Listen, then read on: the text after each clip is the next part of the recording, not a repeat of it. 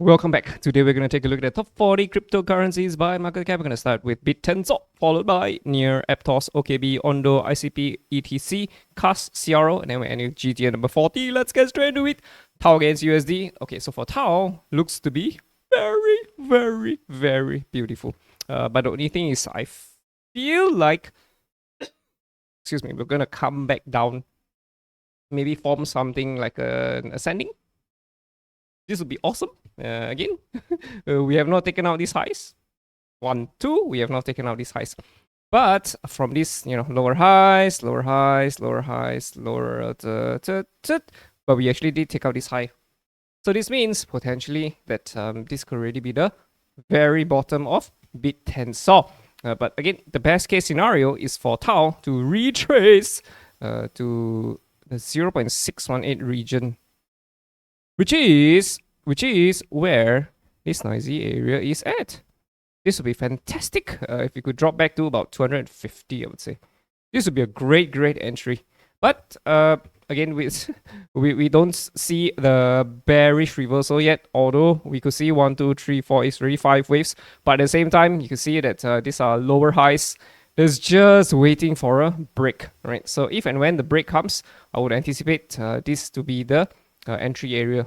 Come back down, form something like it's not exactly an ascending, but you can count the waves, right? 1, 2, 3, 4, 5. That's it. Then we go sayonara. $1,000 for BitTensor. But yeah, again, best case scenario 250. So yeah, we're gonna have to wait and see what happens for BitTensor. Near against USD. Here we are for Near. Near is still lackluster. We're still clearly under the skinny pink line. It is so weak. At the time which Near rallied up to here, BitTensor, right, very good comparison, rallied all the way here. You see that in the short time frame. So you could tell that Near is still kind of bearish. So we're still anticipating the possibility of a Near heading lower to 130 first before heading higher, right? I'm assuming this is a 5-wave move first before the reversal, right? Because this would complete a very nice ABCDE kind of a chart pattern, and then we break out from here, right? Best case scenario for Near is we drop lower. We're still buyers bearish, so that's Near for you. You can also change to the BTC pair and then you just take a look at it. Is there any bullishness coming in? Do you feel the bullishness? No, there's nothing. We're still forming lower highs, lower highs, lower highs, lower highs. See, we're still in a downward trend. Is this going to be lower high? Yes. Look at the rally. Is it strong rally?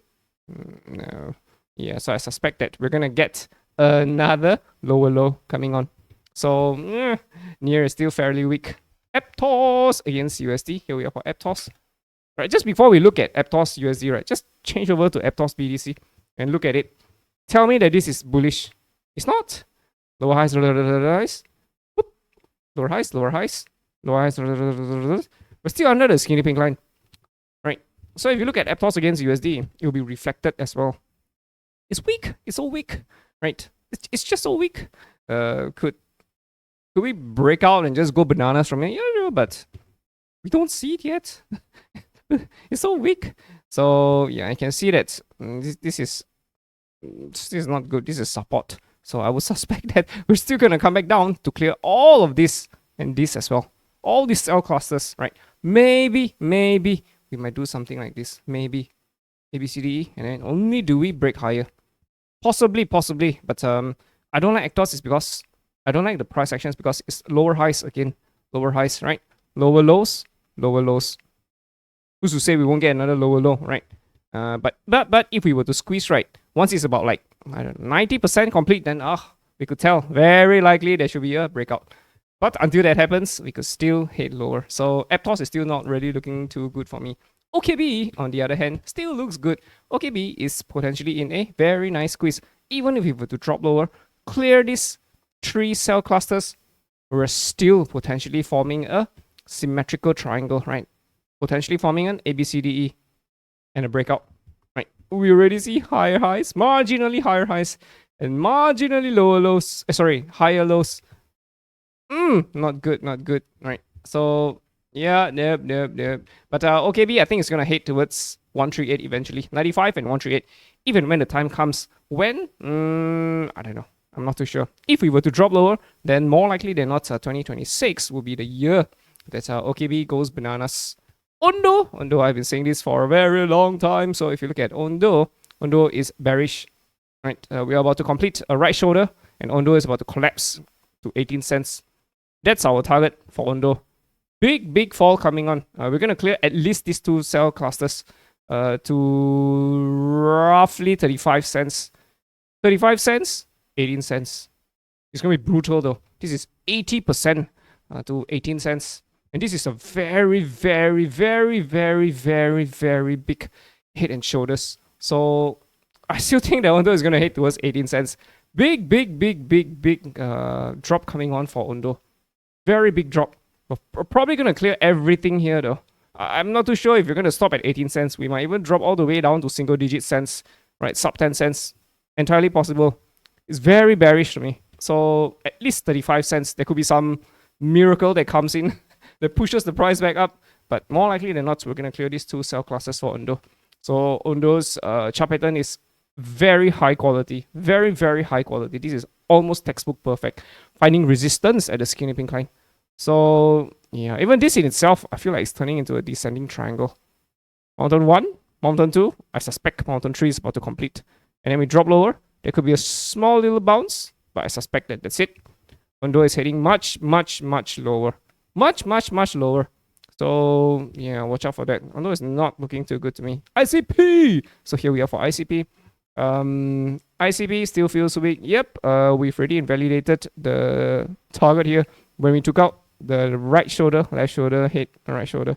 There was a rally, but we're still under the skinny pink line. So, yo, bro, what's happening?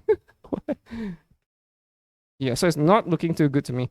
Could ICP be about to reverse back up? I still think we're gonna clear these cells though, dropping down to 370. Yeah, under 370, I would say, around 370. We're at 544, so a little bit more downside. Another 30% potentially, right? This is very weak. Right? In the time that right Tau rose here, ICP just rose a little bit, so it's very weak. So I would preach caution. Ethereum Classic against USD. It's also still under the skinny pink line. Not looking too good. Big accumulation. You know what this reminds me of? Monero, which has already touched all of its targets. Right? Monero is a big accumulation here. Once the breakout happens, pump, it'll be very fast. This was actually a 945 days roughly accumulating. And after that, within about 6 months, right? Less than 6 months, 170 days. We've hit all targets. 900 days, 170 days. Right. So if we look at Ethereum Classic, it's the same thing. I feel like this is also a very big accumulation. Okay, we actually had targets in the past, but we keep taking out lows. So we're like, what the? Okay, so here we are for Ethereum Classic. I still think that eventually once the break comes, we're going to head towards triple digits again.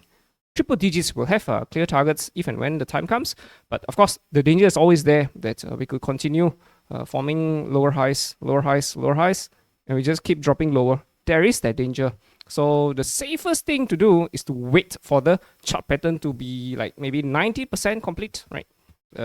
Before making any moves. So I still think that Ethereum Classic should do pretty well eventually, because when Ethereum rises, everything in its orbit is going to rise as well. CASPA against USD. So for CASPA, we had targets to 5.8 cents, and the other one is at 4 cents. I still think we could hit 4 cents for CASPA, right? CASPA also completed a head and shoulders. What happened? We broke down. Rally. There's a strong rally that comes in. That came in for CASPA, but we still drop lower. Hit the target. Drop another low, right? Marginally lower lows. Triple bullish divergence. Bam! We rose higher. I don't know if this is gonna hold, but we're still clearly under the skinny pink line. So, in my opinion, CASPA could still head towards the 4 cent target. We're at 10 cents right now. Could we still head lower? We're gonna find some resistance here. My assumption is, sure, we could rally, but once we see a nice support line, a nice bearish reversal chart pattern, then yeah, more likely than not, we're heading back towards 4 cents for Kaspa. But at the same time, if Kaspa drops lower, right, to this noisy area, potentially we could still break higher as well, right? We could be snaking around the skinny pink line. We could do something like this, right? We could very well do something like this, for sure. But yeah, again, we'll have to wait and see how it goes for Kaspa. But for now, we're still technically under the skinny pink line, so we're technically bearish. Chronos against USD. Here we are for Chronos. Chronos is looking pretty weak still. Very weak rally. No. It's all very weak. Gates token. Okay, so for Gate token, we have a target $28. Expecting the symmetrical triangle to complete. We're probably going to clear these cells. Very important that we do not clear these lows. We may even clear these lows, but it's very important that we don't clear this, which is about $17. Yeah, we cannot clear $17 because this will change the structure. The squeeze will be gone.